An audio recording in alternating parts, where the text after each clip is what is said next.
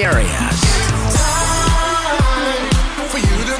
Get ready, Atlanta and surrounding areas. Kingflex Entertainment proudly presents Mink Slide live in concert. Coming to the Center Stage Theater in Atlanta, Saturday, December 22nd, 2018, 7:30 p.m. Get ready, Atlanta and surrounding areas. Kingflex Entertainment proudly presents Mink Slide live in concert. Coming to the Center Stage Theater in Atlanta, Saturday, December 22nd, 2018, 7:30 p.m. Get ready, Atlanta and surrounding areas. Kingflex Entertainment proudly presents Atlanta. Don't miss the Funk Party concert event of the year. Get your tickets to see Mink Slide live in concert with special guest the APX at Ticketmaster.com. For more information, go to minkslide.com. All right, what's going on, guys? We're here. We are here. I'm here, ready to chop it up with you guys. How y'all doing? I need a phone book or something to kind of lift this up a little bit. But how y'all living, man? I'm out here and I'm in Ohio right now. What's going on with you guys? How's everybody doing? How y'all living? Ready to chop it up as we always do.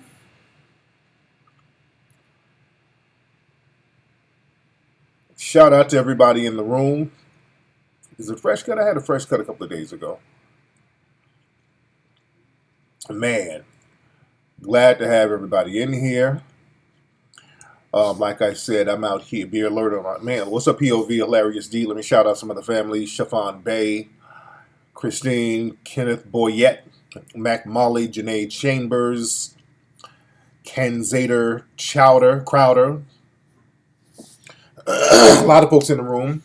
I'm looking a little ashy right now, but it's all right. It's all right. Man. So what is going on, family? I'm in your city. Yeah, I'm in Cincinnati. I'm in Cincinnati, Ohio. Portland shot two. Okay, yeah, a lot of this shit is going real fast. The Portland police shot who? What's up? Say your name. What's up, Black God? Let me see. Yo, who wants to get shouted out? I shout everybody out because sometimes you got to shout people out because sometimes when you don't acknowledge folks, niggas start doing shit for attention. And they'll just say something dumb. What about black on black crime? Just so you can say something to them. You in Cincinnati? What's up, Slim? Now, what happened in Portland? Hackensack, New Jersey loves me. I love Hackensack, New Jersey. Shout out to Tampa. On the plane. I'm going to talk about that in a second. But now, what happened in Portland? Portland police shot some brothers. What happened? Where's my phone?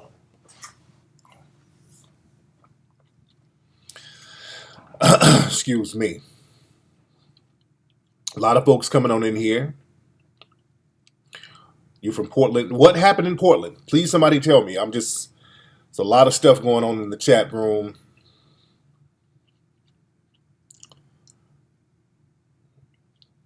You see the video?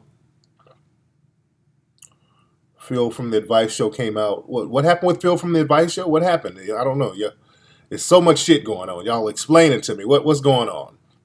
And Phil is good. Phil from the Advice Show is good. Now, what happened with Phil from the Advice Show? Phil is a good guy.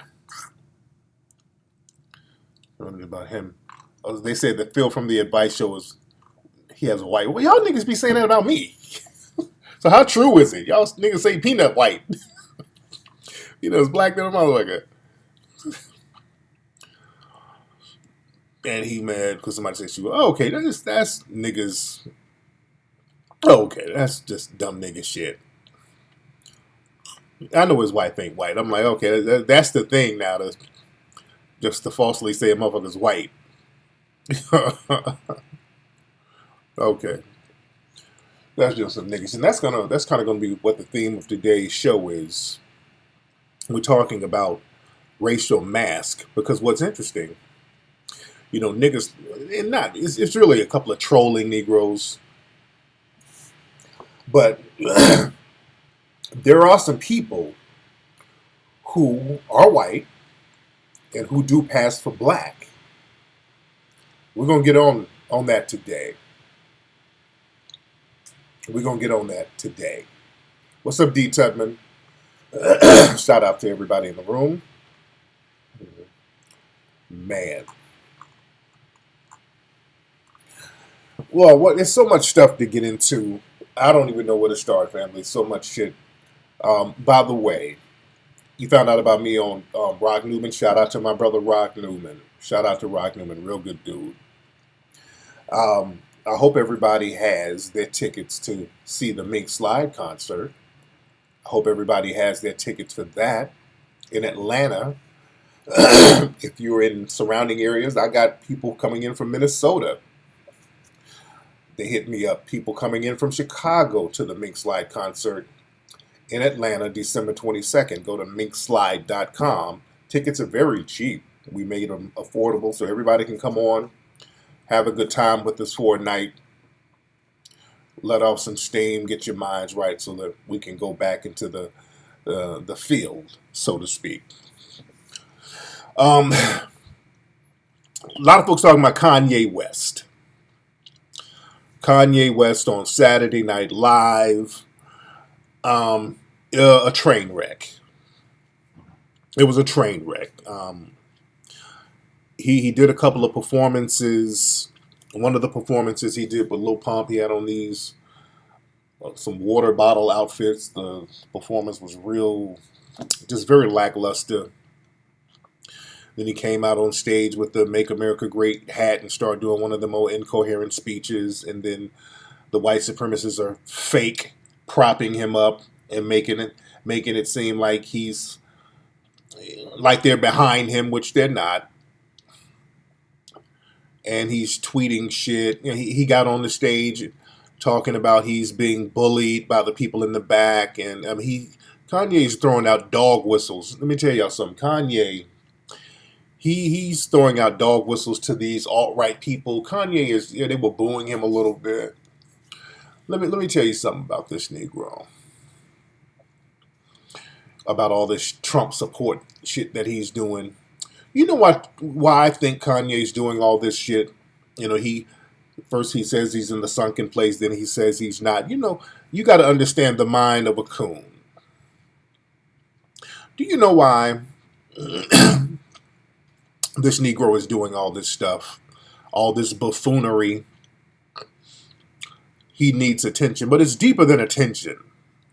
It's deeper than attention. You got to understand the mind of a coon. And once a coon get around some of that premium white pussy, not just regular white pussy, he gets the premium white pussy. And I say premium meaning a notable white woman. All this Trump support, he got on the Make America Great Again hat. He's talking dumb shit about jobs, just dumb shit. The reason why I think Kanye's doing that, because niggas dumb, but niggas ain't that fucking dumb. He's more of a coon than dumb. The thing is, he's doing that, to me, this is my conjecture, he's doing that as like a smoke screen. He's doing that as a smoke screen to get everybody to focus on him while Kim is over there doing stuff with Donald Trump, because I think Kim is a big Trump supporter. So in order to take the heat off her, he acts a fool and does all this rah-rah shit. So you're focusing on him. I know for a fact that Caitlyn Jenner is a Trump supporter. Caitlyn Jenner is a Trump supporter. You understand? So that means that whole family is most likely Trump supporters. Feel me? Kanye dumb? He ain't that fucking dumb. That whole family is most likely Trump supporters. You dig? That whole family, Bruce, there, Bruce. But that family they're Trump supporters. So if Kim came out on some, I support Trump, you know that everybody would turn on her ass. Everybody would turn on her at the drop of a hat. But if he's over here acting a fool with the Trump hat on, oh, Kanye, I'm going to go talk to Trump about jail reform. Y'all ain't slick. He's just trying to take the heat off Kim. That's what this nigga's doing. He's taking the heat off her. She's the Trump supporter, and he's the little dancing monkey, acting a fool, being a little slave Negro, like coons do, so that the heat can get on him. I'm crazy. Yeah, you're crazy. I'm crazy. I'm about to make America great. I'm so crazy. Look at me. You ain't that crazy. When a nigga's trying so hard to show you that he's crazy, you ain't that fucking crazy. Stop falling for niggas who sit up there, well, I'm bipolar. When motherfuckers telling you they crazy or they sick, if you know what's wrong with you, you know how to stop it, nigga. If you know that you have some kind of mental illness, you would know how to stop it. If you can make a choice to acknowledge a mental illness, you make a choice to stop the symptoms of certain mental behaviors. Let's just keep it real. Understand Kim Kardashian. This woman understands the power of white supremacy. See, black folks, we get fooled by the suckings of the dicks. All these black dicks that's revolving in and out of those houses, those Kardashian homes. Understand. Black people think, oh shit, they down. They be fucking with niggas. They so down. They got black friends who are black. They got best friends who are black and all that. Those Kardashian women understand all the millions that they have comes from one thing. It's generated by one thing. That is white privilege. They know they get that from white privilege. We're talking about a family of women who have no talent to speak of, but they are some of the biggest celebrities in the world. Why? It's because their whiteness is fueling that. You cannot be a black person with no talent to have that type of celebrity. It doesn't happen. Black folks don't get up to that level with no talent. As a matter of fact, you have to be multi-talented to get to that level. Every time Beyonce does something, notice Kim Kardashian will try to do something to bring attention to herself. A lot of people kind of bring that out. Beyonce, this woman can sing, dance, looks good, act. I mean, this woman is a multifaceted sister. So every time she does something notable, notice that Kim Kardashian will put up a picture of her pussy. She'll post a picture naked or something like that. You dig? Because in order for them to get on Beyonce's level, Beyonce has to work. Beyonce had to take singing lessons, dancing lessons, do promotional tours all around the world, earn and really hit the pavement and really earn her position in the game. Kim Kardashian had to put a black dick in her mouth. Kim Kardashian had to show her white pussy. And bam. So you have to understand, they understand the power of white supremacy. So when you have Trump out here running on a white supremacist platform, his whole thing is white supremacy. They know it. Those Kardashians are down with that. They're down with white supremacy. Y'all got it twisted. Y'all think white supremacy is somebody running around yelling nigga, nigga, nigga. No, it's all about privileges and dominance. You dig? I'm here in Ohio. You can smell the mayonnaise, if you know what I'm talking about. It smells like mayonnaise all over. We're at the airport. One of my camera guys, he was like, "Don't you feel weird out here?" I'm like, "Yeah, it feels like you're in a big fucking Trump rally out here, dude." The people, everybody you see, they have that look. They have that Trump rally. They got the look of those people who go to those Trump rallies. They all have that look. This is the Trump state. You can feel it, boy. You can feel it. Even at the hotel, we're at a nice hotel. All these Trump suspected Trump supporters. That's what I call it because they all look like Trump supporters. And what's funny, they're very friendly. I noticed that places where there are a lot of these hardcore white supremacists, they're some of the friendliest people you want to meet. I'm in the elevator. Some guy looked like he just came from an alt-right meeting. Friendly as hell. What floor are you going to, buddy? Hey, God, man, how's that weather out there, buddy? Kind of humid, huh? Wow. Oh, sorry, I missed my floor, man. I was just in Denver. I was at another hotel. Sometimes I get confused. I mean, just as polite as he can be. And that motherfucker probably got a swastika tattoo somewhere on him. It's like that when I go down to Alabama. Those white people are some of the nicest people you want to meet. You go to Alabama, because I lived in Alabama as a child. You go down to Alabama, them white people down there are some of the nicest people you want to meet. You try to walk in the door, they'll hold the door open for you. Hey, come on, buddy. It's going to be raining out there. You don't want to get drenched, buddy. He'll let you in that door. And we got some coupons. We got a couple of Groupons we can share with you. They're so friendly, and then all of a sudden he'll jump in a car with Confederate plates on it and shit. Texas, too. Texas, too. They're very nice.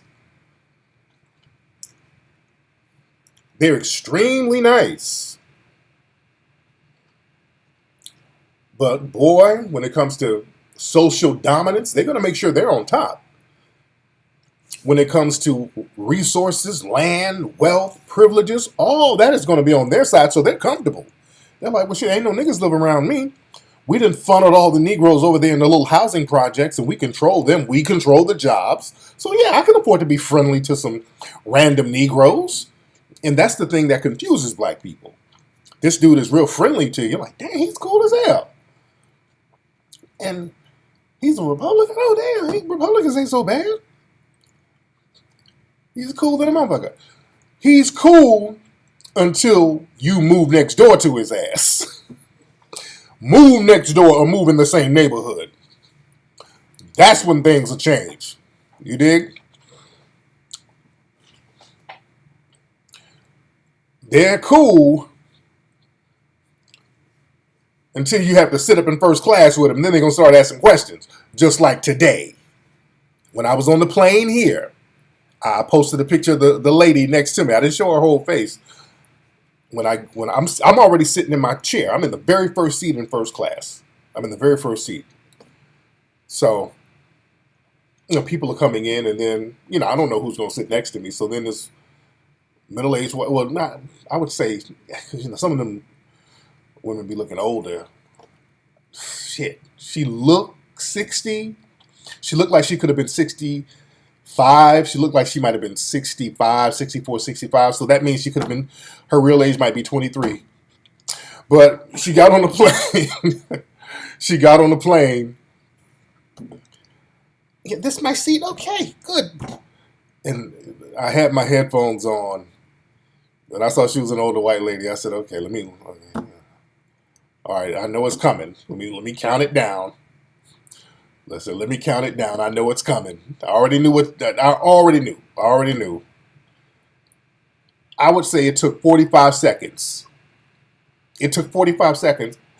So, you must be an athlete, huh?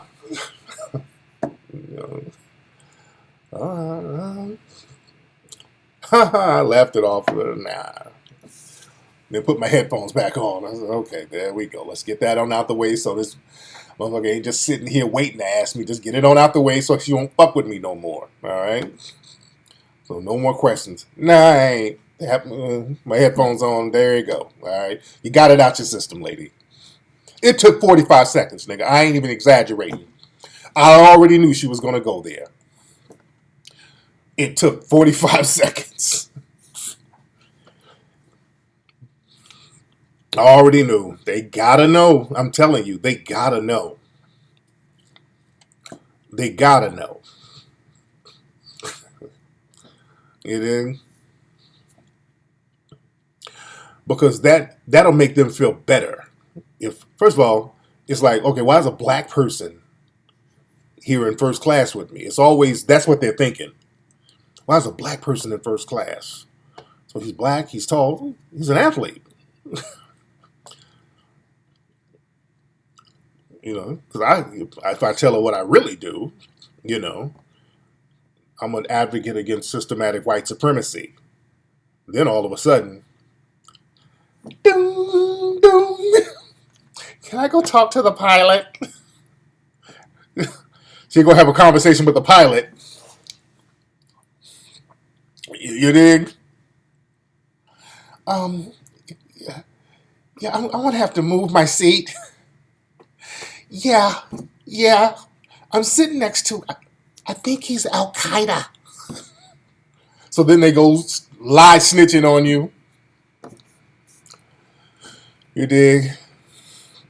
Oh, but if they see a black person in first class, they gotta know. They just gotta know. They gotta know what they do. You dig? Man. But like I said, with Kanye, all that is, this nigga's he's just throwing up smoke screens so that people will take the focus off Kim Kardashian being a Trump supporter. That's what I think that is.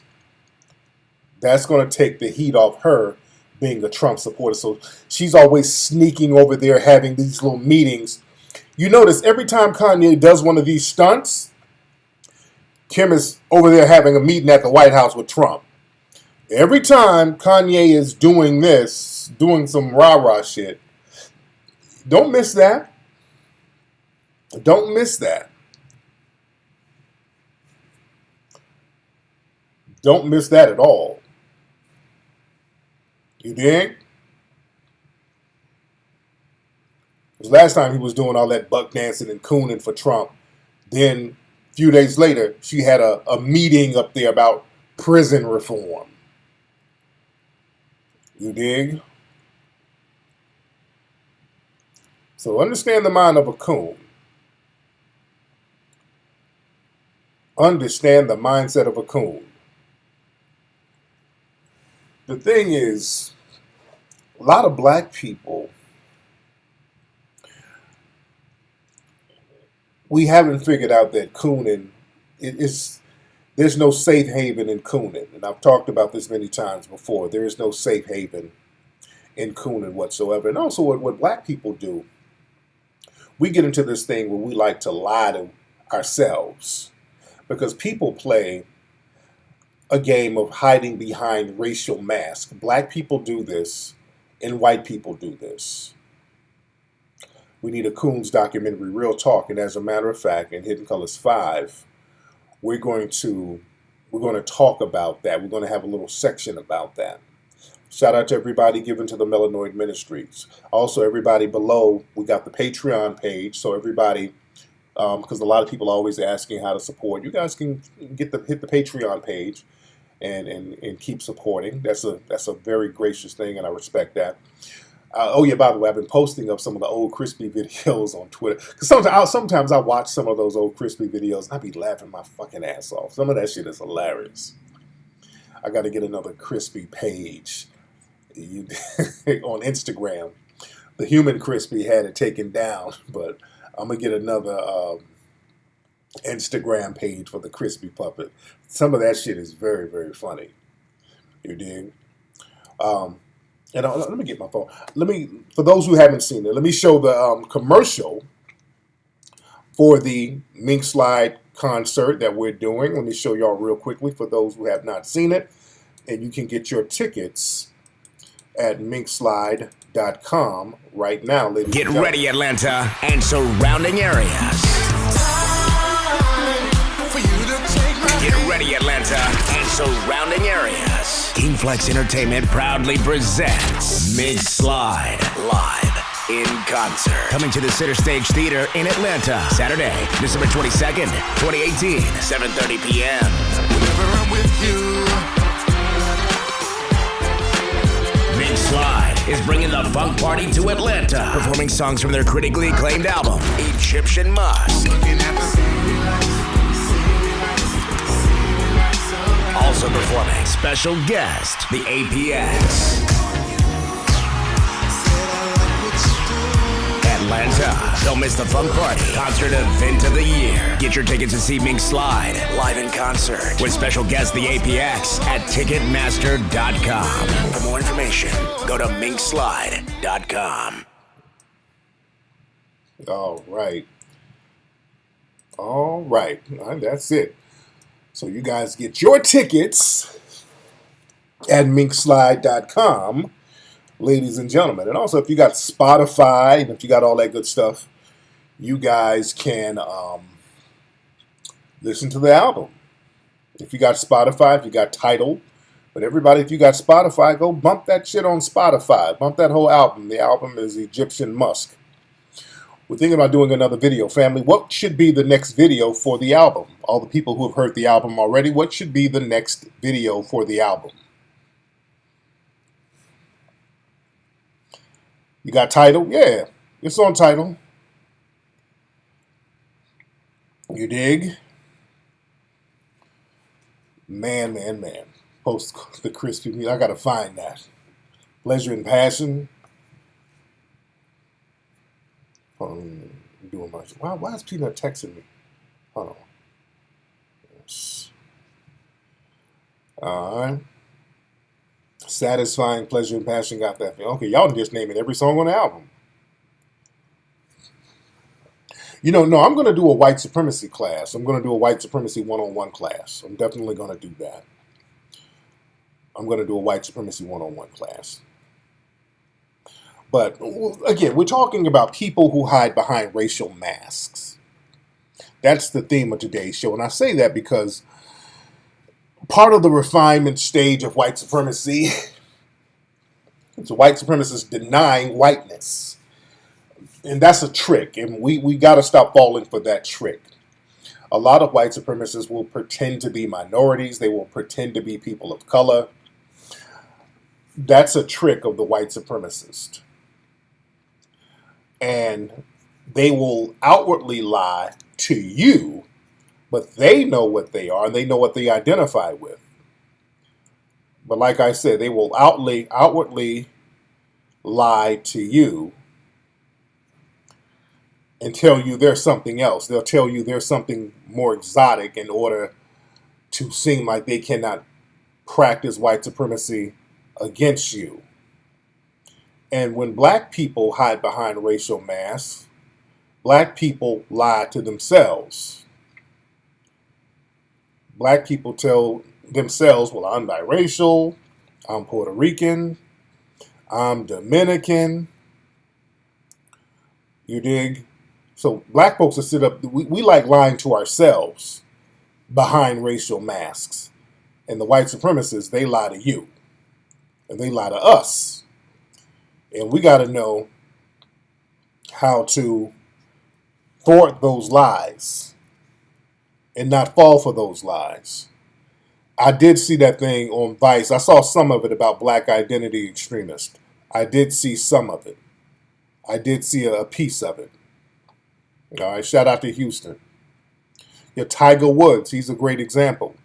Talking that shit about him being Camblin Asian. You dig? And when they locked his black ass up, they didn't put Camblin Asian on the thing.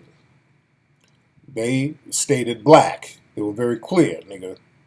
I don't know what you think you are, but use a nigga up in here. And that's the thing that black folks miss. See, with white supremacy, you're judged on your appearance. White supremacy is all about judging you and treating you a certain way based on how you look. You understand that? And if you have a complexion that's light enough or a hair texture that's straight enough where you can pass for white, if you look white enough, you will get certain privileges, passes, and benefits based on how you look and how straight your hair is. You understand that? See, we get caught up in shit like ethnic background. Now, the white supremacists, they do take that into account to a certain degree, but white supremacy is not all about ethnic background. It doesn't matter. It's like, what do you look like now? Now, they'll get into your ethnic background because a lot of them, they're very careful about who they will mix with in certain numbers. But it's really about how you look. When a white supremacist, when a race soldier sees a car full of people who look light with straight hair, they're not going to really ask them, okay, well, do you have a black grandmother, whatever. They just, if you look white enough, you get a pass. And on the flip side, black people who like to claim Irish and all this dumb shit, I don't know why black folks like claiming all of these European ancestral lineages. When the white supremacists roll up on you and the race soldiers roll up on you, they don't say, well, look, nigga, before I shoot you, was your grandma 1/38th Norwegian? You understand? If you are identifiably black with identifiably black features, well, you're going to be treated like a nigga. You dig? Now, some people in the room are saying that Ethiopians are classified as white. Well, they do that. What they do, they'll classify other non-white groups as legally white so they can get their numbers up. The white supremacists, their numbers are very low. This is something that black folks understand. Their numbers are extremely low. So they have to bring in all these other groups and co-opt them and then give them the label white so that whiteness can have a majority type of demographic number. But Anglo white people, their numbers are extremely low, and this is why they're panicking right now. They've been trying to click up with the Asians, but the Asians, the Asians are using this to their advantage. The Asians can see weakness. Understand, we got to understand. Nations prey on the weaknesses of other nations. We are perpetually weak. We got to stop all the weak shit. That's why we're constantly being preyed upon. Because we got this mentality where we want to beg for mercy and all this old shit. But nations in societies look for weaknesses in other nations and then they pounce on it. We got to start learning how to do that. The Asians saw, especially the Chinese, saw that the Anglo whites are trying to click up with them to get their racial numbers up. The Asians aren't dumb. They see what that is. All the Jared Taylors and Richard Spencers, all these dudes, Charles Murray's, all these dudes going over to Asia to get those women. The Asians are looking at it like, oh, damn, they weak right now. I mean, they're still dominating everything, but there's a sense of weakness there. They're trying to link up with us to get strength in numbers. So let's take advantage of that. So they're over here in Africa making moves. They're trying to set up shop. They're trying to get their military game together. You understand? So they're trying to use that to their advantage. They're trying to position themselves. They're not there yet, but they're trying to position themselves. Especially they're trying to get a stronghold of Africa so they can get those resources. That's why these white supremacist males, not right, these Asians are going over there having babies with those African women. You understand? Should black men become police officers? Yes, and I'll get on that in a minute. But understand, the white supremacists, they'll sit up and deny whiteness at the drop of a hat. I saw somebody show me this on World Star. Check this out. There's a white girl who got fed up with people calling her a cracker. Because see, understand this, some white supremacists, they like the benefits of white supremacy, but they don't like the stigma. So this is why they'll deny being white overtly, openly, but they soak in them benefits. Look at this chick here. I don't know how old she is, but she was whining about being called a cracker. Hold on. Yeah, I don't appreciate you guys calling me a cracker because my grandma was a Cherokee princess, so I'm technically Native American. So stop calling me a cracker. Okay. So they learned the bullshit at a young age. She said, Her grandma was a her grandma was a Cherokee princess. If y'all don't sit y'all ass down, oh god, that her grandma was a Cherokee princess. Fuck out of here. $5 ass Indian, sit your $5 ass down before I make change. My God. She ain't faking. Oh, they be talking that stupid shit all the time. Oh, they're not faking. Get into a debate with a suspected white supremacist, and they'll pull that Cherokee out their ass so fast. They love, that's their go-to right there. Well, technically, when they start going, technically, I'm not really white. My grandma is 138 Cherokee. Oh, they love that Cherokee bullshit. Dog the Bounty Hunter be doing that shit. With his little dirty, spunky, redneck ass. He's always running around with feathers in his head talking about he part Cherokee. No, you ain't. Y'all full of shit. There's a bunch of $5 Indians. I did a whole show about that, about them pretendians. Fuck out of here. Remember, I was debating some dude on the show one time, years ago, and then he tried to pull the Cuban card. Well, technically, because I was getting on his ass about being a white supremacist. Well, technically, my grandma's Cuban. Fuck out of here, dude. Don't go there. I stopped him. Don't even go there with that, bruh. Don't go there. Don't play with me. Don't play with me. Don't go there. All them white supremacist Cubans. Oh, they love to try to hide behind ethnicity. Well, I'm really Latino. I'm really Hispanic. Spain is in Europe, motherfucker. And again, they lie and hide behind racial masks to fool you. They lie and hide behind those masks so they can run game on you. Behind closed doors, they fully identify with white supremacy. They choose it. I showed some images on Twitter the other day of some Mexican Nazis. You got Mexican skinheads who walk around with the skinhead boots on in Mexico with the Mexican flag with the number 88 on it. That's the Hail Hitler. You dig? So you got card-carrying skinhead Mexicans. Over in the prison system, you got the Mexican Mafia, which is the biggest gang, and they're clicked up with the Aryan Nation. You got the Nazi lowriders, that's a Hispanic white supremacist gang. Don't ever let them sit up and tell you, I can't be racist because I'm Latino. Do you not understand that the first fucking racists that came over here, the first people who came over here enslaving were Spanish? I don't know why black folks go for that bullshit. The Spanish came over here enslaving and bringing over people who were enslaved. They enslaved the Moors and brought them over here to work for them. It was the Spanish. They were the ones who kicked it off. The Spanish and the Portuguese. It was the Spanish all over there in the coast of Africa, the Portuguese and all those people. They were the first ones practicing white supremacy. You think? That's what they start calling people Negros. Negro was Spanish. We weren't called Negroes before that. And black folks, we've been tricked into believing that there's some kind of camaraderie.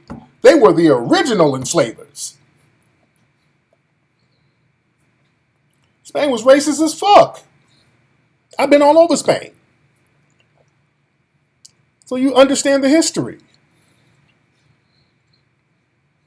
You dig?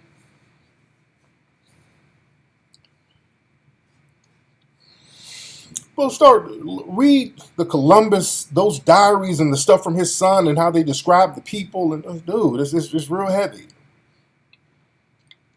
But we lie to ourselves, they lie to us about what the deal is. And speaking of Portuguese, the Portuguese and people like that, they have always infiltrated black society. They did it then and they're doing it now. the first people to go into Africa, this is how they got a stronghold in Africa. The Portuguese went in there and they started marrying into families. The Portuguese went into West Africa. Some of the earliest ones were people like Henry the Navigator, all those people. The Portuguese went over there. They started building those forts and castles. Elmina, isn't Elmina Castle a Portuguese castle, if I'm not mistaken? Where are my people who've been to Ghana? And truth be told, I really have no desire to go to the Elmina Castle. People have always talked about going to the Elmina Castle. I've really had no desire going there. I'll tell you why in a second. But yeah, the Elmina Castle was Portuguese. The Portuguese built that. Yeah, so they were over there cutting deals with some of those African tribes. It's Portuguese, exactly. And the reason why I don't want to go there, because I feel a certain way about them allowing the Portuguese to come over there and set up shop to enslave other African tribes. I've always looked at the Elmina Castle as a point of embarrassment for West Africa, because over there they don't have a connection to it, because these were the people who they basically looked at as foreigners, who they just sold off to the Portuguese. You understand? But the Portuguese went over there. How were they able to go over there and build castles and set up slave forts? Because the Portuguese were the ones who sat up here and clicked up with those women. They started having children by those women. And those children started to identify with the white supremacist fathers. You understand? Those African children, those offspring, they identified with the white supremacist father. Now, let's understand, many of the Portuguese at the time, they still, even now, let's not say at the time, even now, they still had that Moorish blood in them. You understand? That's why most Spanish, that's why they're darker than other Europeans. They still have that Moorish bloodline in them. But the genetics doesn't matter, because now they identify as something else. And they started to identify as something other than the Moors. They would say Christian and all this old other shit. But they understood. They figured it out. These Moors are genetically wiping us out. The pale-skinned people, we're disappearing under these Moors, so we got to get these Moors out of here, and we're going to have to get all the knowledge that the Moors gave us so that we can start conquering the world, because when we venture out into the world, we're seeing that everybody else is non-white. Understand, the Europeans, they only got out of Europe only 500 years ago. Do you understand me? They only started to discover other parts of the world 500 years ago. You feel me? Where Africa's been coming over here for thousands of years, coming back and forth. I mean, they would get these maps from the Moors and other black people. That's who they got all these maps for. The Piri Reis maps and Idrisi's map and all this stuff. And also, it was Moors who came over with Christopher Columbus. But I digress as far as that. But the point I'm making is those Portuguese were the ones who went up there, started mating with the African people, having those African offsprings, those biracial offspring, and those offspring became some of the biggest slave catchers. They were the ones who came in there who had the same conquering mindset of the European fathers. So now let's look at today. Cape Verde, that was one of the main places of the Portuguese and the Africans. Cape Verde, they still speak Portuguese there today. One of the most famous Cape Verdeans right now is Amber Rose. She loves talking about how she's Cape Verdean. She loves talking that Cape Verdean shit, which I think is on her mother's side. Her dad is Irish, and her mother is supposed to be Cape Verdean. But Amber Rose, her ass is from Philly. She's from Philly, but she's done interviews before talking about how she ain't black. Now, I heard Amber Rose sit up here and talk about her Irish shit. She done sat up, said Irish this, Irish that. Oh, my Irish ancestry. She'll acknowledge that. She'll acknowledge Cape Verde. But when she was on Hot 97 and they asked her, was she black? Oh, no. Definitely not. Oh, black? Oh, no, I'm not black. Now, somebody said that she kind of changed her tune now. I don't know if she did or not, but that's all. When she did that whole I ain't black thing, you dig? Yeah, that said it all for me. Hold on, this is it. Hold on. I do not consider myself a black woman. Absolutely not. I do not consider myself a black woman. Absolutely not. I do not consider myself a black woman. Absolutely not. I do not consider myself.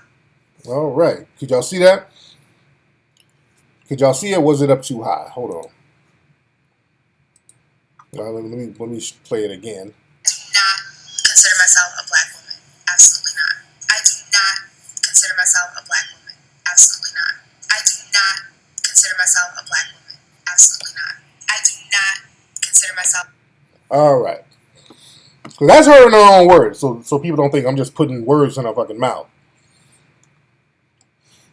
Now, Amber Rose, as you saw, I do not consider myself a black woman, even though her mama's black as hell.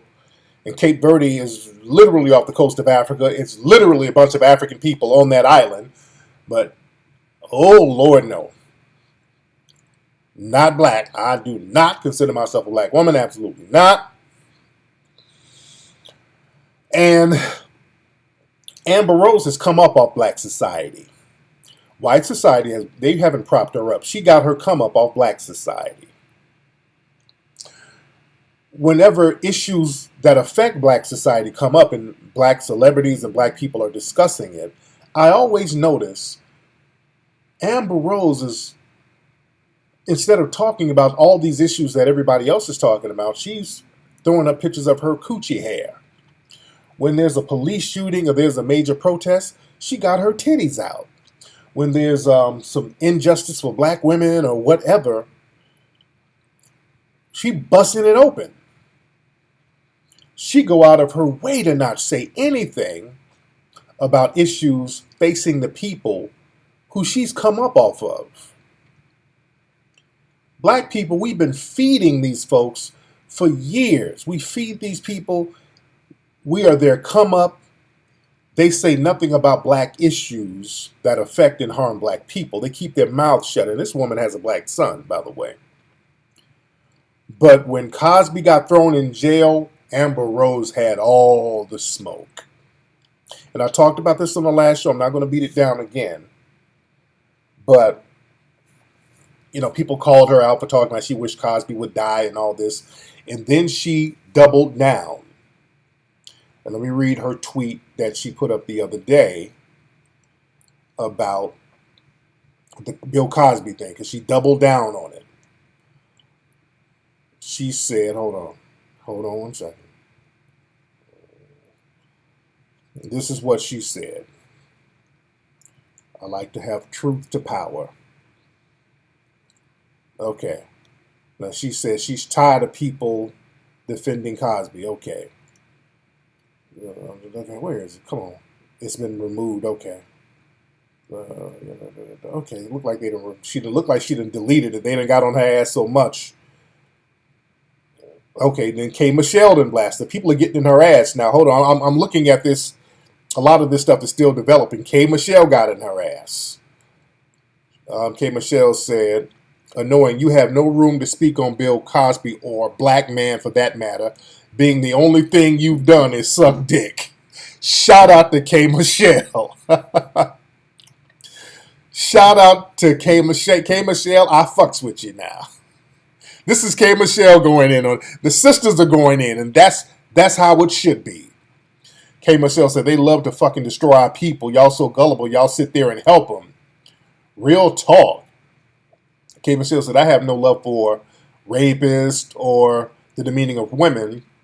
We have not the lesser, but but I also don't respect. And I'm very aware of the falsity that happens towards my people of color in the industry in order to destroy the lesser. Okay, I'm trying to find out what. So people are rightfully so going in on Amber Rose because all of a sudden, again, with Amber Rose, she don't speak on no issues that help us. Amber Rose don't speak on no issues that help us at all.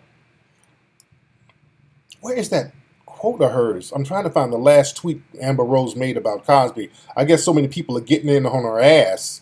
She probably had to take it down. Hold on. But she's not done. Okay. Okay. Amber Rose said, hold on. Okay. Where the fuck is it? If she took it down, now it's what? Okay. She took it down. Amber Rose took the last post she made down. She took it down. I'm Googling Amber Rose tweet. I Googled it and hold on. It's not on her Instagram. People got on her ass so much she had to take it down. But let me try this. Let me try this. Okay, here it is. Here it is. Okay, so it says, so your mama came to you and said this dude raped me 36 years ago. Would you be asking for proof? I want to read the whole thing. So I can't find it now because I guess she took it down. And she was like, why are we asking for proof? If your mama got raped 36 years ago, would you be asking for proof? Would you be doing this? Would you be saying that? Hold on. Okay, this is it. This is it. This is it. So if your mama got raped 36 years ago, would you be asking for proof? No, you wouldn't. So shut the fuck up. Everybody said, oh, Bill Cosby, he's going to die in the first 2 years. But I said, I hope he serves the full 10 years, then die. Am I wrong for wishing death on him? Fuck out of here. Stand up for a rapist if you want to. I said what I said. The only reason shit was deleted on the last Bill Cosby post because you can't put our president's name and die in the same caption on Facebook. Okay. So I'll be damned if I let two sexual predators fuck with my money. Okay. Okay. So that's Amber Rose. What this is, let me explain. Amber Rose is basically, there we go. I think I'm back. Okay. All right. Let's get back on it.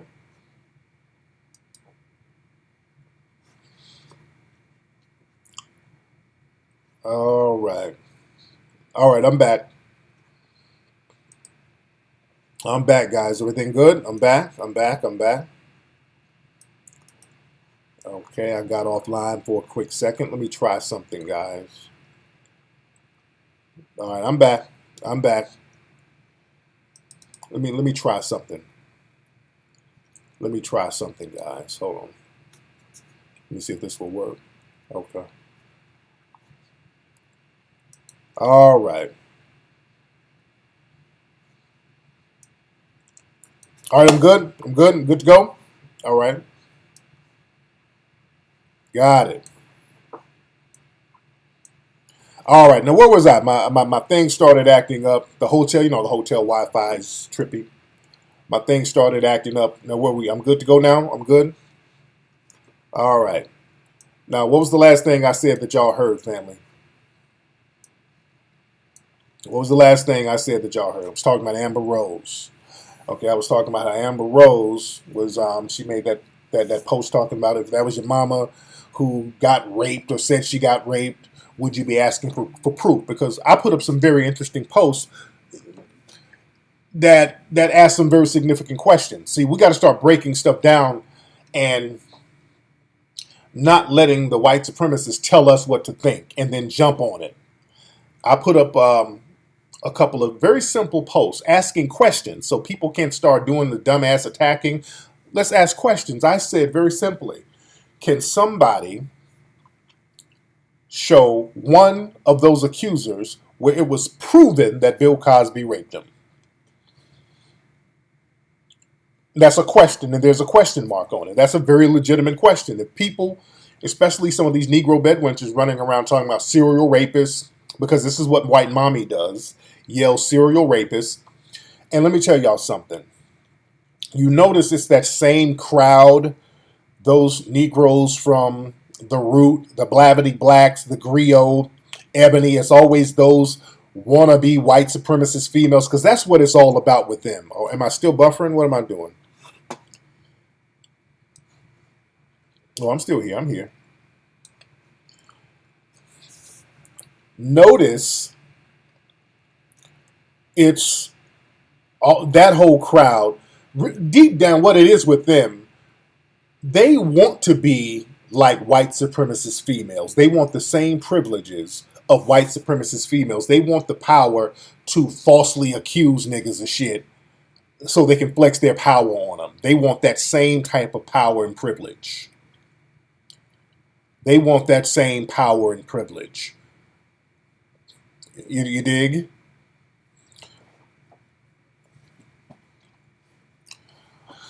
So you said, so when you start asking questions, people start fumbling and stumbling. Okay, where's the evidence? Well, this stuff happened 60 and 50 years ago, so there wouldn't be evidence. So why is he in jail if there's no evidence because it happened so long ago? Then why is this man in a maximum security prison? Well, he confessed. Where did he confess? Right here it says that he gave women drugs to have sex with him. That's not a confession. And as a matter of fact, in that same document, sir, that the media, they don't show you the whole document. You got to go look for yourself. In that document, that deposition, they specifically asked him if he gave women drugs unknowingly, and he specifically said no. So is that a confession? Well, if all those people say he did it, there got to be some truth to it. Oh, so now the number of people who make accusations, that gives it significance. Okay? Because there's large groups of people who tell lies and stay on code. There's large groups of people who get together and they maintain a lie to stay on code. Look at the George Zimmerman case. All those people got on the same code and told the same lie about what happened to Trayvon Martin. Everybody knew they were lying. We knew they were lying. We knew that George Zimmerman wasn't trembling and scared, and then Trayvon Martin jumped out of a bush like, "Hey, what you doing, motherfucker?" and start beating on him. And George Zimmerman was screaming for his life, and he, oh God, and then he had to shoot. We know that didn't happen, but all the people who believe in white supremacy, they got together and stuck to that lie, knowing it was a lie. So a bunch of people saying the same thing, that doesn't mean they're telling the truth. As a matter of fact, half the people who were the accusers are represented by the same law firms. So they all have a vested interest to maintain a lie because there's money to be made. And also the media dog whistle to anybody. If you got a Cosby story, we're not going to vet you. So come on through. So yeah, you're going to get a bunch of people. If they can lie without any kind of repercussion, and not only will they not be punished, they can potentially get rewarded. So yeah, people are going to get together. You get 1 billion people. If you tell them to come on down, if you got a fake Cosby story, come on down. We're not going to even vet you. And there's potential money for you, come on down. So yeah, you're going to get 60 people. All they had to do is find somebody who knew somebody who knew somebody who knew Cosby. Anybody who knew him, they can come together and just make up any accusation. When most of those women were proven to have lied. When you look at that's why they don't tell you about individual accusers. With Constant, she changed her story about 3-4 times. There's so many lies in that case. This is why they don't like to talk about one particular one. I always ask, okay, if there's 60 fucking people, then which one is the most credible? Name one. Let's find the one who's the most credible. Because when you start looking into them, you start seeing the lies. When you start breaking those down, who's credible? Janice Dickinson? Really? Janice Dickinson lied on the stand. She got on the stand and said she lied. Then you got some of the women who said that they kept going back to get raped by Cosby. He kept drugging them over and over again. Several of them said that. That one woman said that he raped at the Playboy Mansion on a certain day, and then they looked and he was in another city. That was proven to be a lie. One lady said that he raped her at the Tonight Show when they were doing an appearance, and she fucked up because they looked and saw that she wasn't on that show at the time. So certain people, they had to change their lies around. They had to stop using specific dates.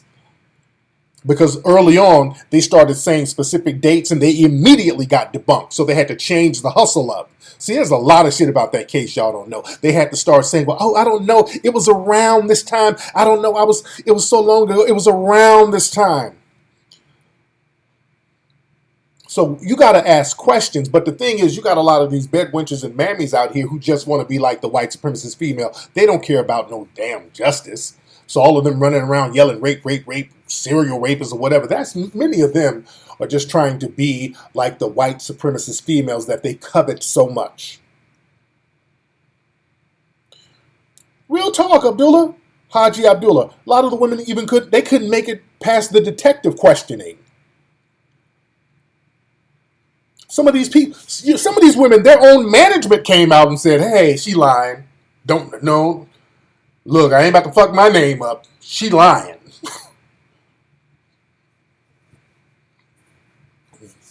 You there? What's up, Miss Harajuki Barbie? How are you, dear? Thank you for the 20, sister. You there?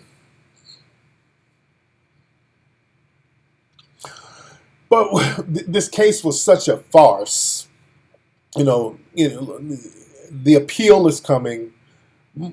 There's a big possibility that he can get out on appeal because it was such, this was a vendetta type of thing. The judge, what's the judge's name, by the way? The judge is basically trying to go down in white supremacist history and infamy to be the man who brought down Cosby. So, like I said, his book deal is coming soon. This is like a career thing with some of these white supremacists. He's about to have a book deal, the judge,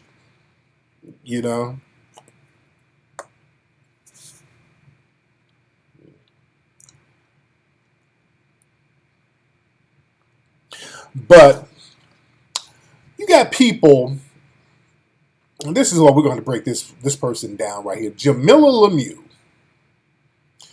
from former Ebony editor. She was the editor at Ebony. Y'all know Jamila Lemieux. We've talked about her so many times. We're very familiar with her fuckery. She leads the cause of the shea butter bedwench, mammies, ass kissers. That's been her whole MO. Jamila Lemieux has spent her career shitting on black men. Anytime there's a case with a black man, Jamila Lemieux usually right there throwing him under the bus. So Jamila Lemieux put out a tweet the other day about Cosby. This is the tweet. This is the tweet right here, and I posted it. She said, some of you negroids, look at that word, you would be happy as a pig in slop if Bill Cosby was in Kavanaugh's position right now. I hate every single one of you and wish you all the worst. That's Jamila Lemieux. Now, she says shit like that. She's been saying stuff like that for years. Okay? This woman has been dumping on black men. Remember, this is the same woman who got on the Breakfast Club and said black men are the leading cause of death of black women. You understand? This woman got on there and told that bold-faced lie, which is a dangerous lie. And they get out here and do this type of stuff to pander to white supremacist females and males to give them jobs. This is how they get jobs at these white-owned black publications. This is how they get little gigs. And Jamila Lemieux's been doing this for a long time. And, she's been shitting on me for years. Ebony, and I have total disdain for her.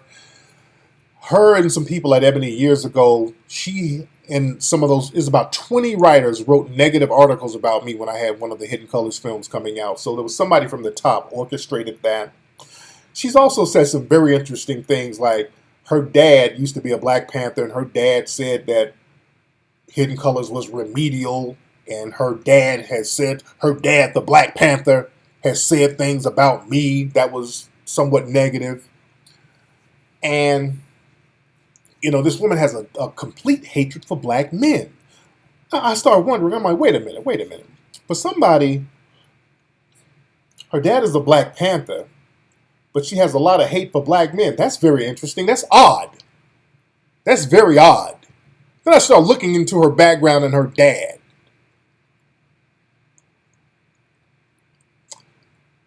Her dad's name is David Lemieux.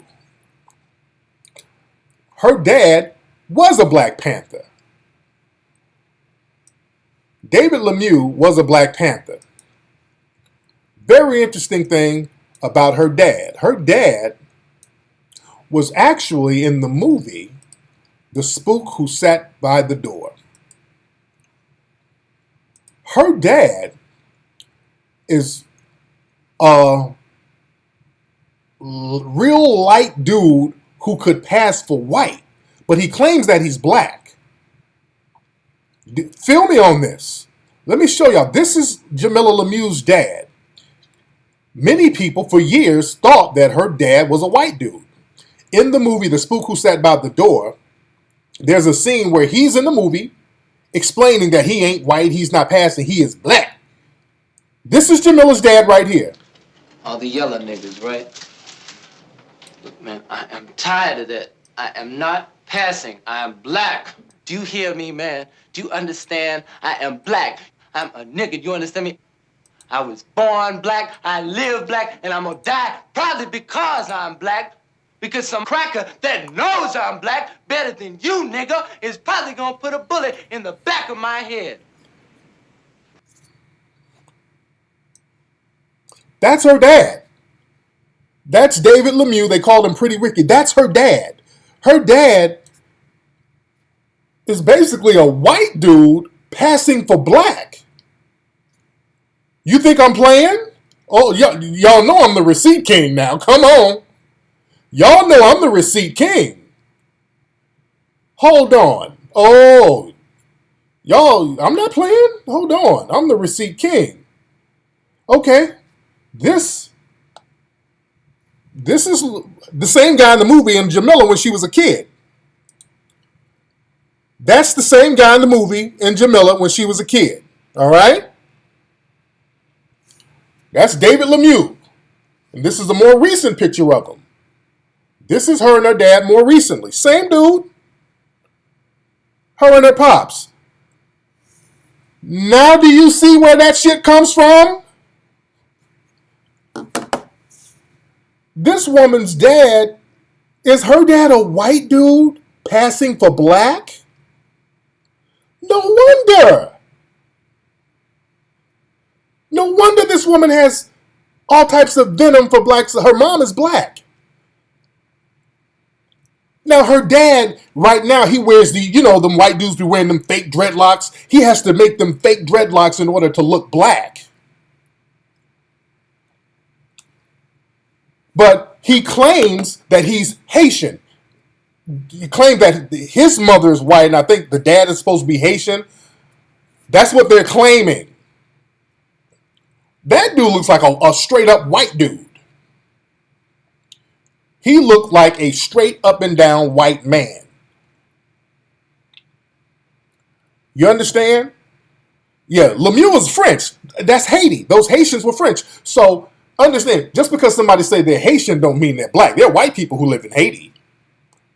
There's some white people who live in Haiti, those Creoles. Yeah, he might be a Haitian Creole, and many of them pass for white. That dude, I'm not even done. That dude looks straight up white. Wait, somebody said I'm reaching. Wait. Where am I reaching, brother? Hold on. Or are you trolling? Where am I reaching? How am I reaching? Wait, I want anybody to doubt what I'm saying. Tell me I'm wrong anywhere. Is that man a black dude? What are you talking about? Where am I reaching? Is that a black man? What are you saying to me? I'm just showing you pictures. This man is in a film talking about, hey, I ain't white, I'm black, I am black. He's going off talking about how black he is. Oh, he's trolling. Okay, that's what I thought. You can't troll. We talking facts. So clearly, we're not the only people who think that that man is white. Let me go deeper. Yeah, he black. Okay, you can be. Yeah, you can be. You can be. It's possible. I'm gonna play the devil's advocate. It's possible, but I'm gonna need some proof on that one. This motherfucker can pass for white, and you gotta lock your hair up in order to look more Africoid. I'm not reaching. Not only that, he could be high yellow. That man can pass for white. Jamila Lemieux's dad can pass for white. You understand? Now let me go deeper. Did you also know Jamila Lemieux's dad, that man who could pass for white, in 1982, he joined the Chicago police force. That man was a police officer for 26 years.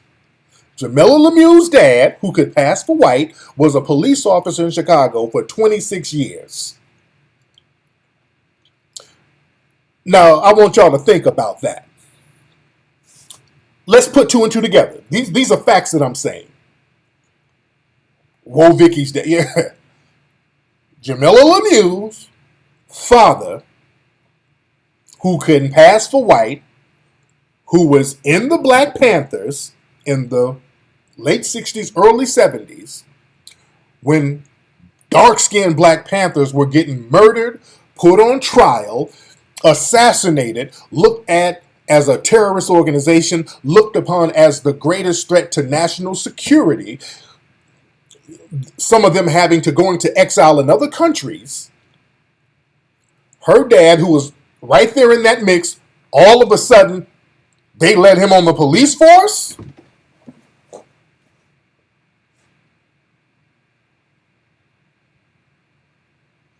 Let me just sit back and let y'all soak that one in. I'm going to just sit back and let y'all soak that in for a little bit.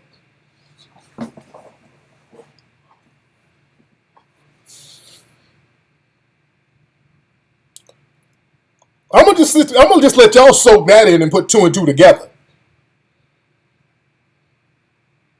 This dude was in the Black Panthers. Not only was he in the Black Panthers, he was in a movie that was about overthrowing the government. The Spook Who Sat by the Door was a movie about overthrowing the government. Do you know the FBI had to go into movie theaters and take that movie out of theaters? So this dude had to be on the FBI watch. In Chicago, with Fred Hampton and all those cats, they running up in Fred Hampton's house, shooting him in his sleep. They got informants all over the place. And this light-skinned motherfucker, who's supposed to be black, he later on becomes a cop. And now you got this coon-ass daughter that's out here undermining black society.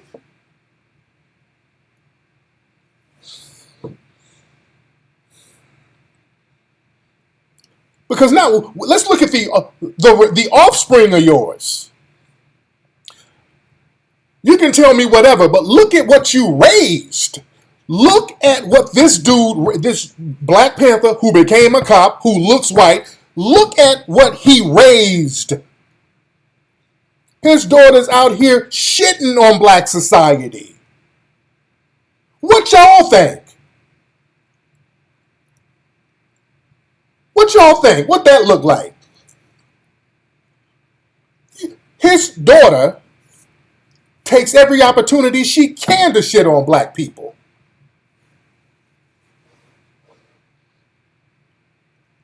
Now we see where that mindset came from. Do you understand me? Who says shit like this? Black folks say some. Black folks don't really say you You Negroids? What the fuck is... That's her. This is her tweet. Some of you Negroids? That's white supremacist talk. Negroids? That's her tweet.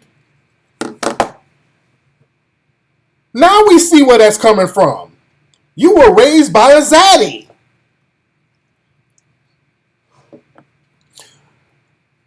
A couple of years ago, Jamila Lemieux, I'm going to bring some more receipts, because they talk, that dad of hers, he's supposed to be mixed with Haitian, allegedly. Google this article. I want y'all to Google this article. Deeply Rooted, the complex equation of what makes you black. From Ebony. She wrote that. Hold on, I'm going to read along with you. Hold on.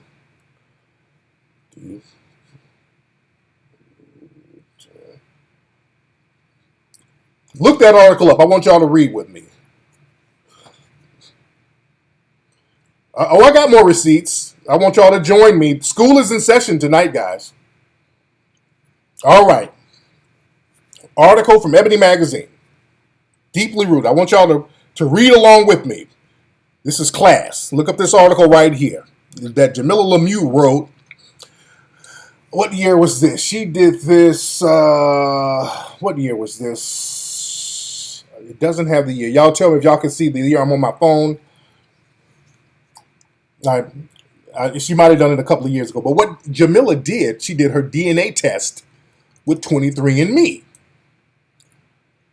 Jamila did a DNA test with 23andMe, and the results were, and it's on this website, this is Jamila's ancestry that she posted. She is 46% Sub-Saharan African and 53% European. That's Jamila's DNA breakdown. She's half white. She's more than half white. So that came from that damn dad. You're more white than black. You dig?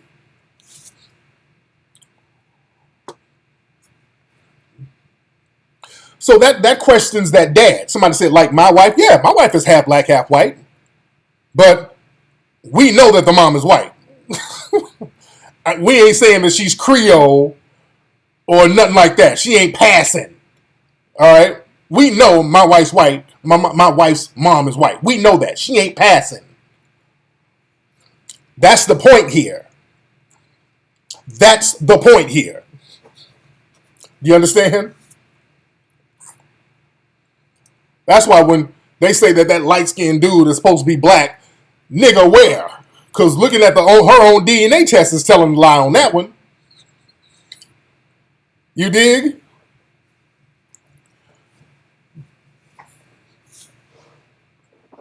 The DNA test is saying something different.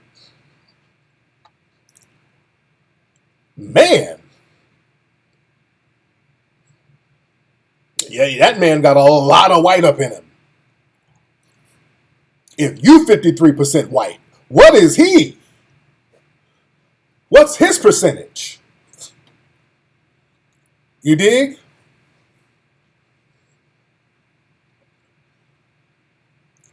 So the thing is, now you see where Jamila Lemieux has this anti-black man hatred and vitriol from. That's why the hatred can just roll off so easily. This woman was raised by a dude who could pass for white, who became a cop. And again, the way, look, her get down is reflective of the way she was raised. Y'all better understand the Black Panthers had all types of people infiltrating them. The Black Panthers had all types of people infiltrating. See, that's where we get caught up. We get all these other groups come in like, oh yeah, I'm down. They start talking that yo shit, and then we let them in. and then they tell the dominant white society what's popping. Remember, they had an Asian Black Panther. He was the one bringing all the guns. He's like, yo, I got guns. I'm down, man. We oppressed too. I'm down. That Asian Black Panther was bringing all the guns, and he was an informant. Yeah, they let a Michael Rappaport up in there. I'm black. I'm a nigga. I is black. Think about this, family. Think. Why would a person who could pass for white think? God damn it, think. Why would a person who could easily pass for white want to be in an organization that's on the FBI watch list? Why would you want to be in an organization where black people are considered domestic terrorists at that time? Why would you not want to utilize the white privileges and benefits from white supremacist society? You understand me? Why would he go there? This dude all he had to do, he didn't have to do shit in the 70s. Now with these fake dreadlocks he has, that's bullshit. But he looks like a white man. Why would a dude just put on a suit and just go do you? Why would you want to be a part of a radical organization where motherfuckers going to jail left and right, they running up in people's houses, killing them? And you want to be down with that? You dig? So all those people, all those gang cats from Chicago, all the black ones are locked up. This dude is part of the Black Panthers. You're part of the Black Panthers. And let me go deep. Let me go deep. Do y'all understand this, family? Listen to me. With those Black Panthers and other black organizations, people who were seen as radical in the 60s and 70s, not only were they targeted, understand the children were targeted, family. Understand the children were targeted and other family members. Malcolm X, his daughters were targeted. His grandchildren were targeted. Understand, Malcolm X's grandchild got killed in Mexico. Come on, man. They don't just target you, they target your children. Afeni Shakur, she was with the Black Panthers and they had to go on trial. They had Tupac under surveillance, man. Tupac has been under surveillance all of his life. Tupac has been under surveillance all of his life. Tupac Shakur was on the FBI's watch list from the moment he was born because his mother was on that watch list. And Matulu and all these guys, they were all clicked in with our sister Asada Shakur down there in Cuba. They were all clicked in. So this woman, Asada Shakur, wasn't that Tupac's godmother? This woman was on the FBI's most wanted list. She's been on there for decades. This is Tupac's godmother. You think Pac, as a child, they don't know what school you go to? Come on now. Tupac has always been on that list. There was an FBI file on Pac when he got killed in Vegas. They keep eyes on you. They monitor what you do. As a matter of fact, the word was Tupac was, when he got out of Digital Underground, he wanted to get a record deal and he couldn't get one. So Tupac was going to go down to Atlanta and start a new type of Black Panther organization. That's when Jimmy Iovine them gave him a deal. Somehow somebody worked some magic and he got a deal. Tupac was going to start a Black Panther organization down in Atlanta, and magically, bam! Now he got a deal. You dig?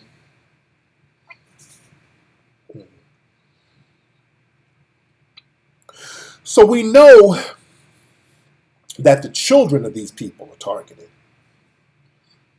We know that their children are targeted. people who were seen as radicals. People who were seen as radicals, we know that their kids are targeted. So now you got this dude who's in the Black Panthers in Chicago when they're running up assassinating people.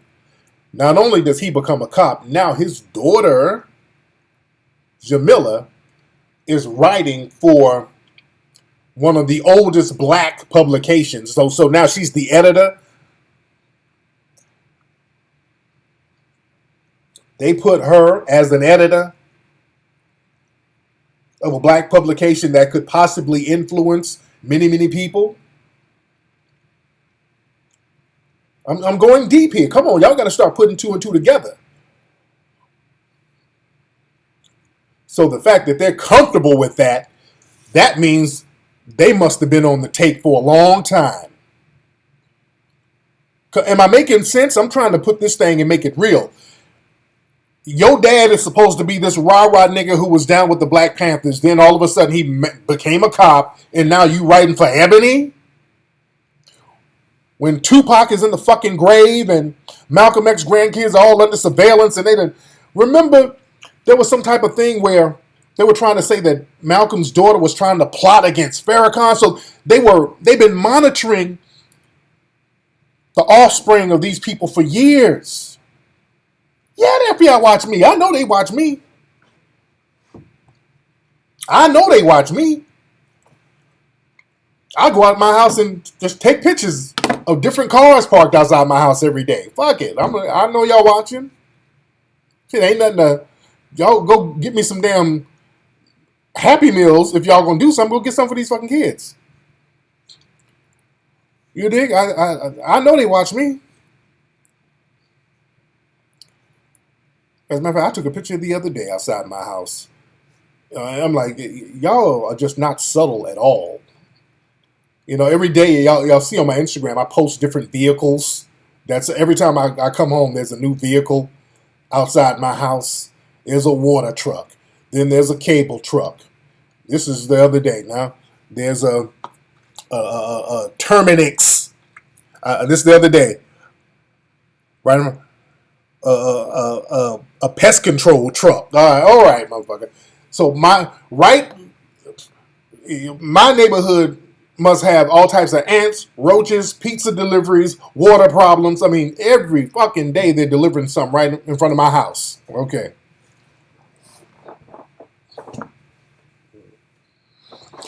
Yeah, that's why Farrah Gray, he had to change his name. Remember, Khalid Muhammad's son, his name is Farrakhan, by the way. Khalid Muhammad's son's name is Farrakhan. He had to change his name. He was on the radar. And I know some of Khalid's other kids. So Farrah Gray, his name is Farrakhan, so he just changed it to Farrah. And then he kind of switched his whole steez around and became like, hey, I'm this wealth guru. And that's fine. Hey, man, I understand. You don't want to be a target, so I get it. You dig? So Farrah Gray, he had to kind of, you saying, some people have said he's on the train. I don't know. I'm not going to say he is. I've heard that, but I'm not going to say he is because I don't know the brother like that. I'm not going to speak on him like that. From what I've seen of Brother Farrah Gray, what he does is a lot of positive stuff, and I can respect what he does, all right? So I can't say anything negative because I don't know. I've heard things, but people say shit about me. According to the internet, I was the biggest fucking gangster ever. According to the internet, if you listen to the internet, I was the biggest fucking gangster of the 80s and 90s. I was the biggest drug dealer, gangster, pimp, murderer in LA. If you listen to niggas on the internet, I read shit about myself. I'm like, well, damn, they need to get Terrence Howard to play me in a movie if I'm doing all this shit. So niggas talk, niggas say whatever. Yeah.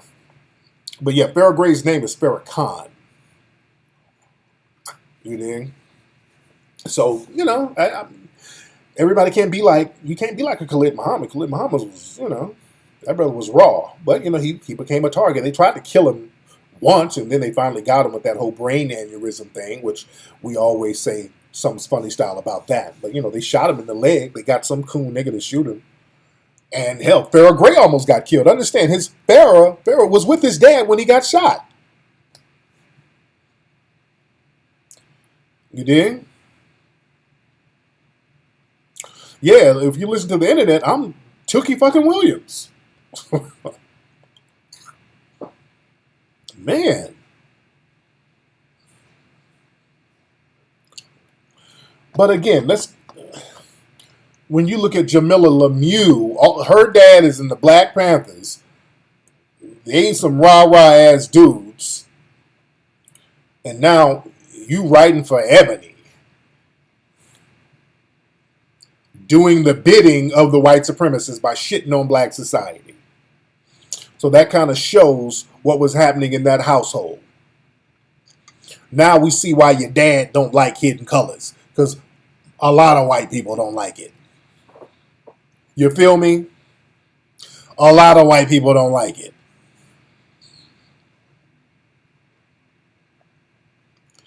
Man. Oh yeah, I like the way they talk about me. It's like I'm Ghost from Power. Shit.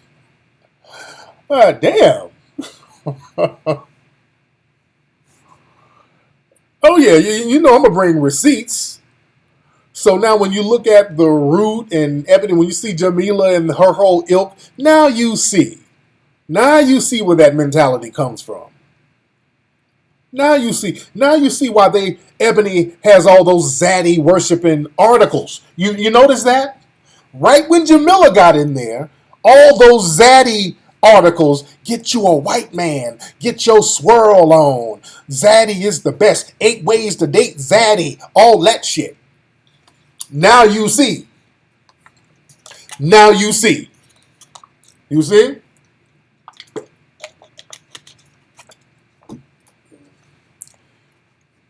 These people are agents of white supremacy, family. These people are agents of white supremacy. You dig? Man.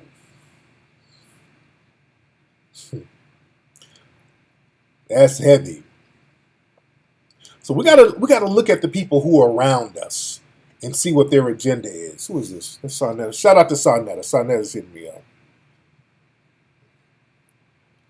Shout out to Sonetta. Sonetta, my nigga. Sonetta just texted me. My man, Sonetta. Sonetta's my dude. Everybody say what's up to Sonetta. Sonetta TV. You dig? The name of the OG Crip I interviewed a couple. Yeah, that was my dude, Melvin Farmer. Melvin Farmer was from the West Side, the original West Side Crip. So he was with that. He was with the early set of the Crips. I mean that, the Raymond Washingtons. He was with the OG. That was my nigga Mel Farmer.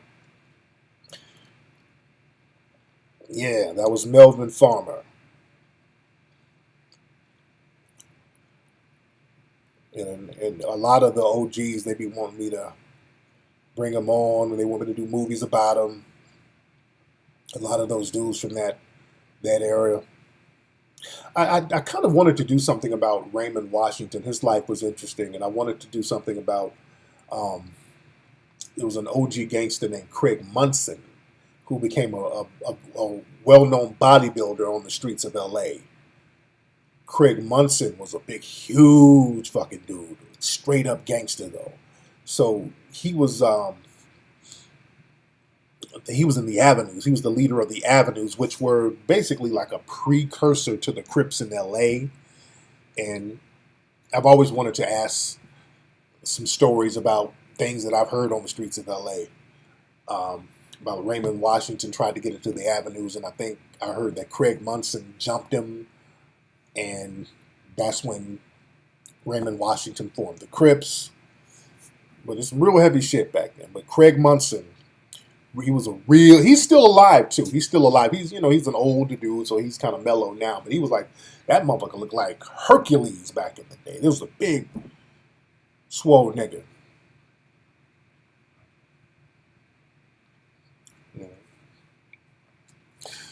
Yeah, a lot. Tookie was from New Orleans. A lot of cats came in from New Orleans, Mississippi. Raymond Washington was not. A lot of folks thought that Raymond Washington was from Louisiana, but he wasn't. Or they thought he was from Texas or something, but he wasn't. But a lot of gangsters would, a lot of dudes who would become gangsters, they would come in from Mississippi. They would come in from Alabama. They would come in from Texas, Louisiana. When I came in from Alabama. A few buddies of mine who were OG Crips, they had family down in Alabama that I knew. You dig? So a lot of they all had roots down in the South.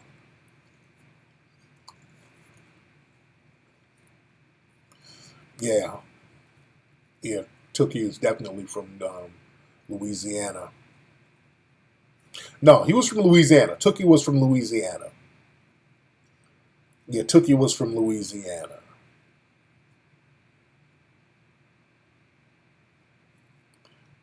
The Zambian brother who got murdered in China. Yeah, I saw that, man. It was a brother from Zambia.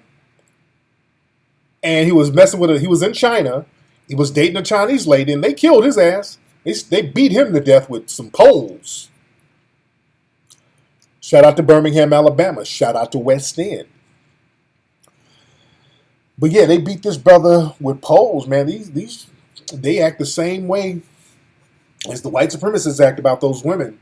They're very sensitive about their genetics being tampered with. But they go over there in Africa, and the women up there bedwenching it up. And I know y'all seen this video. It's been circulating of this. They somewhere in Africa. This might be Nigeria somewhere, but this white dude got this sister, and she's just bedwenching it up. Hold on. Hey, why are you videoing me? Okay, guys, as you know, this is Rosemont Brown. And me, I don't do killings. This is all for him. And he's taking me straight to New York City. Watch out for us. Since I said something to my kid. Hey, Big Slick Willie here. We are rolling, man. Look at this. Look at this. This right here is going to Texas. Texas style, like the hot tamales, full of spice. Did I tell you? I'm going to New York City, Texas. Watch out. Oh no, I'll give you the relays, the gist.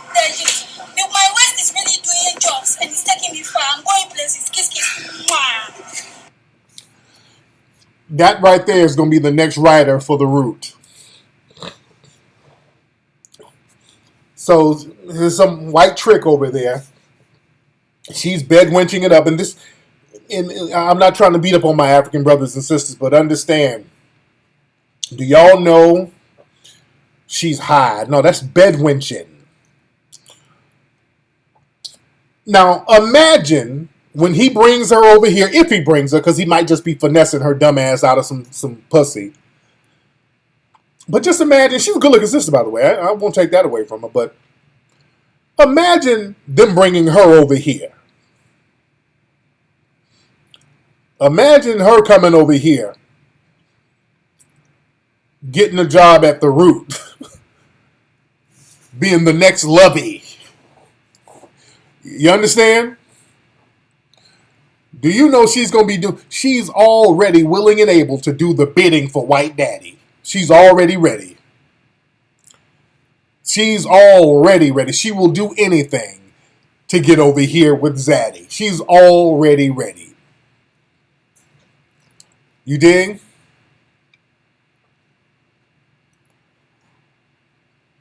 So they bring her over here. She get a job at Madame Noir. We'll be all types of avocados. And she be on some what about black on black crime. Understand, the NRA and all these people, that's who they get. That's who they get. They know who to get. They go over and get these type of Negroes to represent black society. Was that Ghana? Some people said it's Ghana. Some people said it's Nigeria. It might be Ghana, but it's West Africa. Again, when you look at The Root, look at The Root. Look at Madame Noir. Look at Bossip. Look at all those black publications out here. Many of those writers have those West African last names, dude. And this is why these websites be shitting on black Americans. This is why they be shitting on black Americans.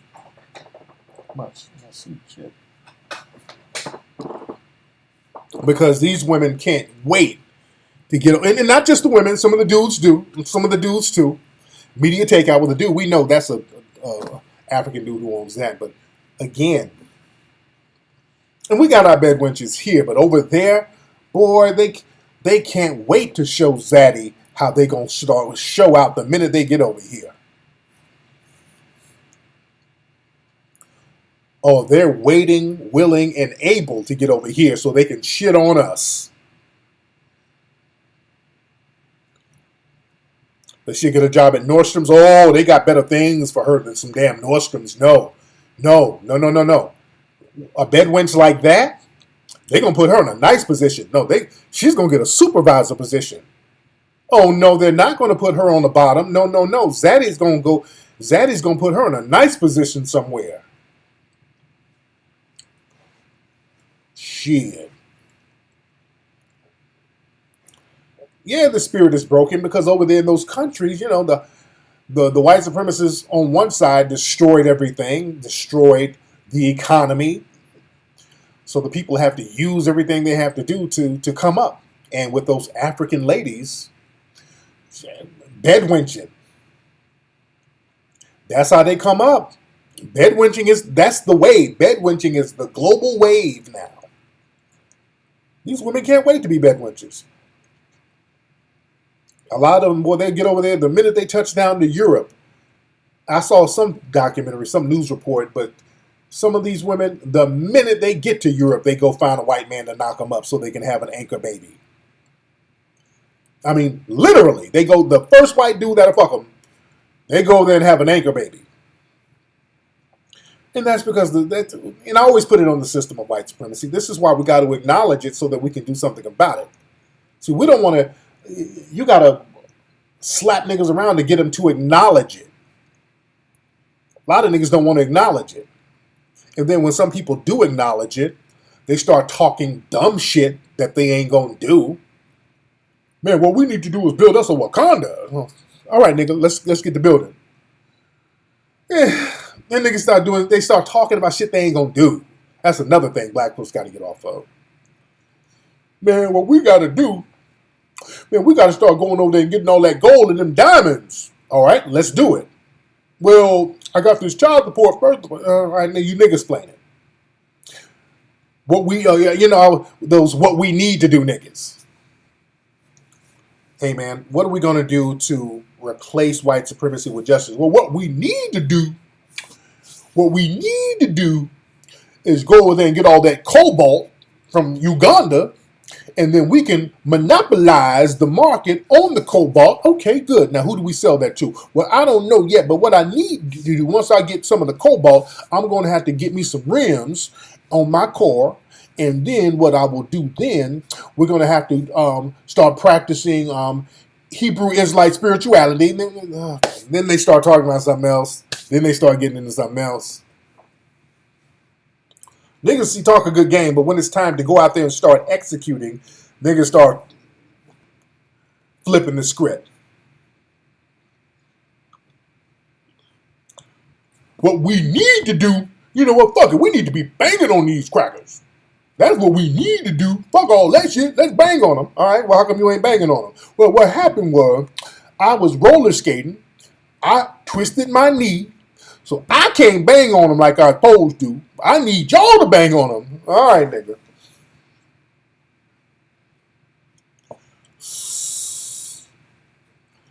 You dig? Niggas running their damn mouth all the time and ain't doing nothing.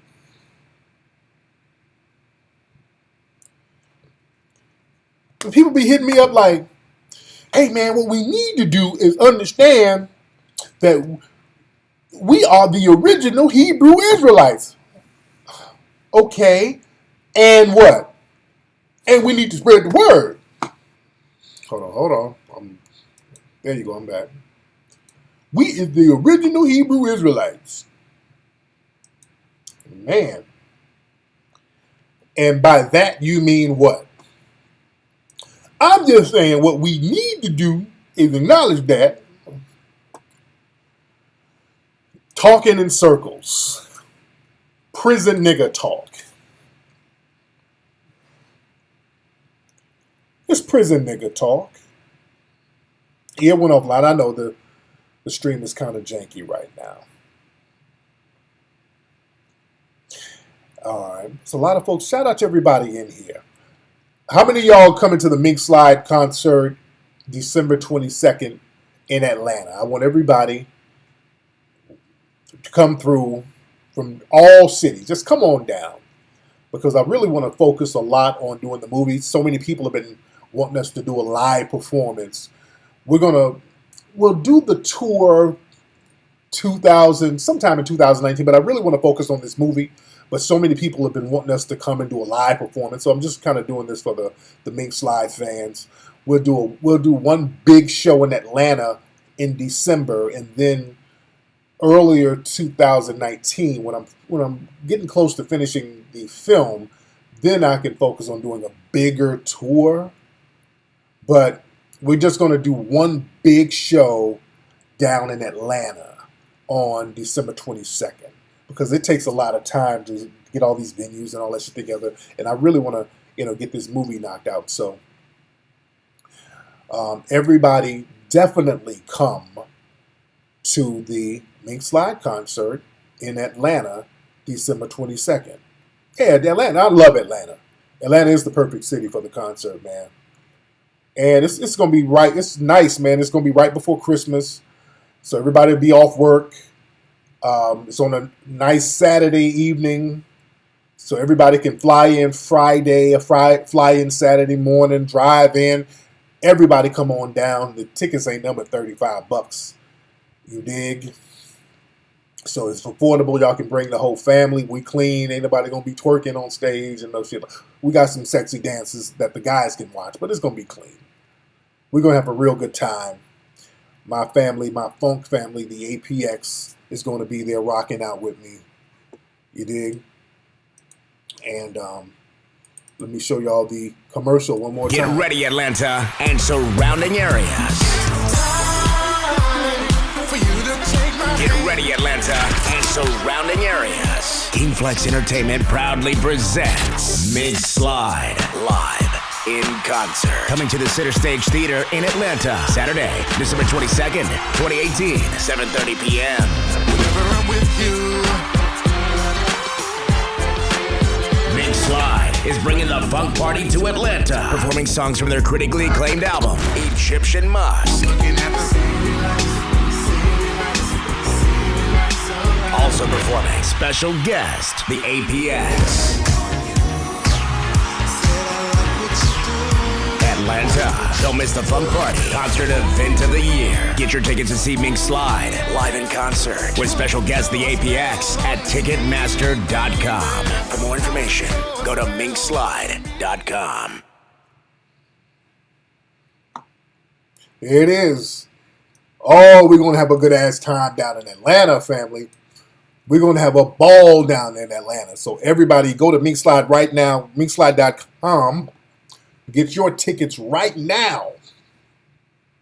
Get your tickets right now.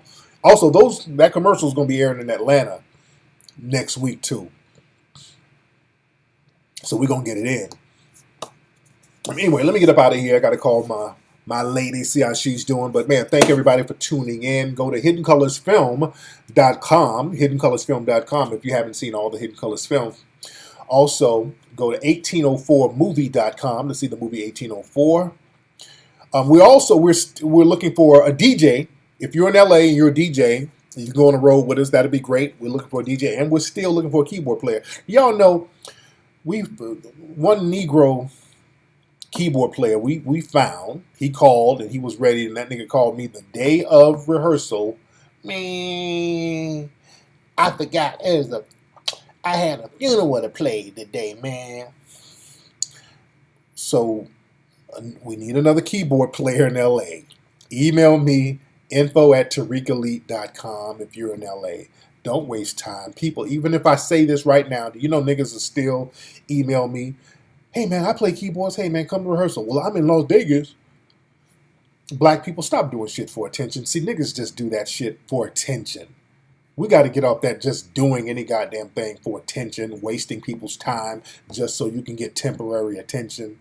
Don't do that. That's corny. Makes you, I'm not going to do business with you because you're a time waster. You dig? But anyway, I digress. Y'all know my email, info@tariqelite.com. All right, you guys be good. I'm a holla.